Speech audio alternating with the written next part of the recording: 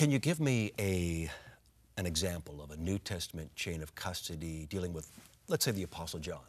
Yeah, I think I've tried to look at and looked for all the gospel writers, but the ones that are the strongest are John, Mark's gospel, if you accept the fact that it's from Peter, and I think you can make a case for that. But John's a good example, for example. John's the eyewitness at the scene. He's kind of like the officer who's at the scene of the crime, who's got some piece of evidence, and he's going to have to collect it now, and he doesn't even know that 30 years from now it's going to go to trial.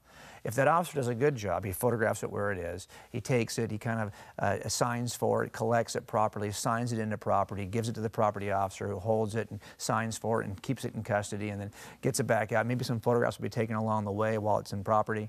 Then he's going to sign it out to a detective who will sign it into a criminalist who will sign it out to a detective who will sign it into court. That's our chain of custody. Well, John's got a similar approach. He writes something. And then he has three students, Ignatius, Polycarp, and Papias. We still have the writings of Ignatius and Polycarp.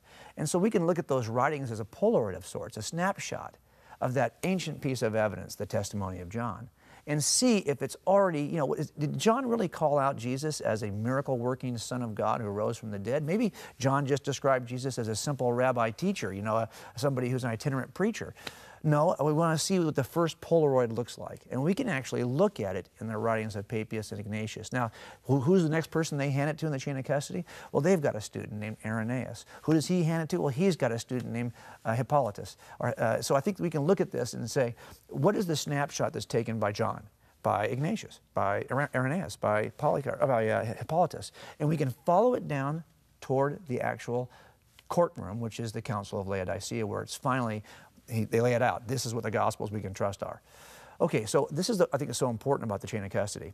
If we look at those early Polaroids of Jesus, you're stuck with the same Jesus that we know and love today. If we lost the writings of all the Gospel writers, if we lost all the work of John and Mark and Matthew and Luke, you just had the first generation of Polaroid takers, the disciples who studied under those men, you'd be stuck with the exact same Jesus we have today, the miracle-working Son of God who rose from the dead.